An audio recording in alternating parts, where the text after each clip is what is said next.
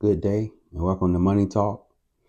The topic of conversation today is credit cards. I think these conversations need to be had more often, especially in my community. Debt is the enemy of wealth. Let's go ahead and get that out the way. I came up under Dave Ramsey. You know, he helped me out a lot. I didn't abide by all of his principles per se, but I did like that his platform constantly drilled in my mind, the dangers of debt. And again, I used to listen to the show on the drive daily years ago, and it always kept me somewhat grounded. I still made mistakes, but at least it kept me cognizant of do's and don'ts. Today, the average American, carries 6,300 to 6,600 dollars in credit card debt. They carry that out. That's the average. Um, I think it's like 10,600 for a household of debt they carry from year to year. I was having a conversation with my daughter the other day. I'm like, first of all, I put her as my authorized user or code person or whatever on my card, to get her credit established and all that good stuff. That's another hack that us as parents should do. Once they're of age, I recommend definitely at least putting them as your teenager as an authorized user, and or just put them as like a co-owner or whatever the term is. Anyway, I asked her, I said, you got any? I asked her, do you have any other credit cards? She said, yes. And I said, well, all right, first of all, it's a dangerous game you're playing. Every credit card is like a snake in your pocket. They can bite you. So she got that principle. And I said, hey, look, are you paying interest on any of those cards at any given month? And she said, yes. And I'm like, oh, no, that's my distinguishing factor of how you're playing the game wrong. If you are paying interest, meaning the minimum payment on any credit card, then you playing the game wrong. They're making money off of you, and that is a clear indication that you're overspending. Basically, bottom line in front.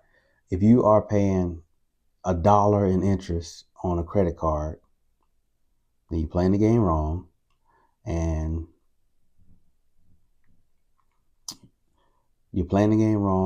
you're losing the game. The reason why I say that is, Dave Ramsey, his team over there preaches, don't you have credit cards at all? Well, if you're not going to abide by that, because that's like a one size fit all, if you're not going to abide by that and you want to play that game, then the key is, I assume you're doing it so you can get points. So I give you an example. I have a Amazon Prime credit card. Obviously, I put bills on there that you got to pay, cable, lights, all that stuff, right? And, their program, every dollar you spend, you get these credits.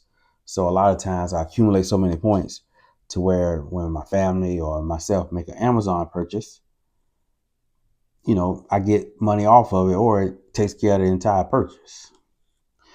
If I was not paying that off every month and they were drawing interest off of me, then that would just negate the whole deal. So it wouldn't be beneficial. And that's what I mean by, if you are paying interest on any card, then you need to reevaluate yourself.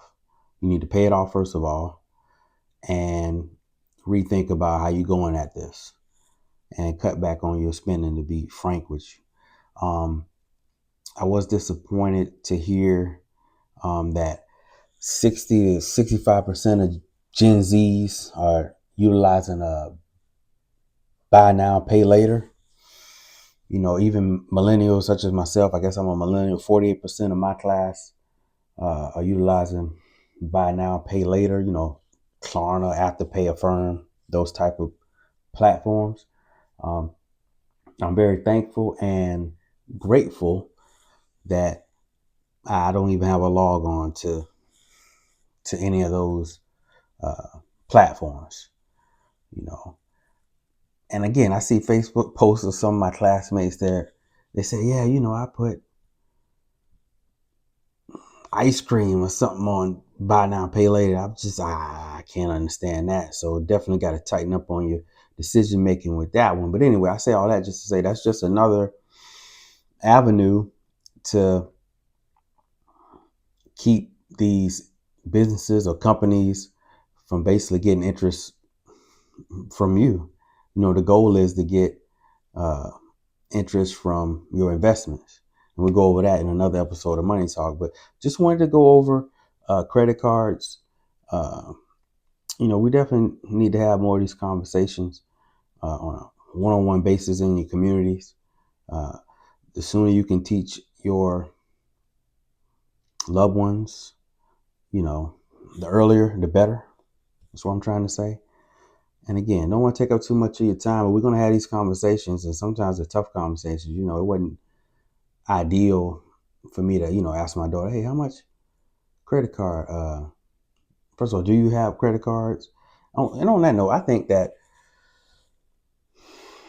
I know this may be uh, infringing on their adult rights, but in my opinion, from 18 to 21, there should be like parent approval on these credit cards, because even myself, I got a credit card when I was 18 or whatever for $500.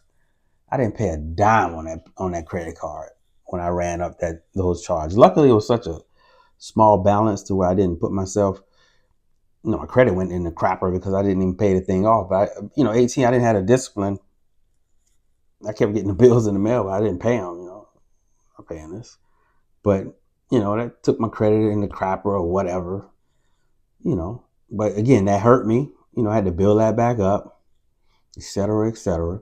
But I say all that just to say, I think that from 18 to 21, uh, it should have a parent approval to even get it. Since that is not a thing, definitely recommend communication. I have 2 more teenagers coming up now, so I practiced on my first one. So now I know, what to do with my next two in regards to these financial talks. But again, don't want to take up too much of your time. If you made it to this part of the video, I appreciate you. Thumbs up, subs up, and we'll see you on the next episode of Money Talk. Peace.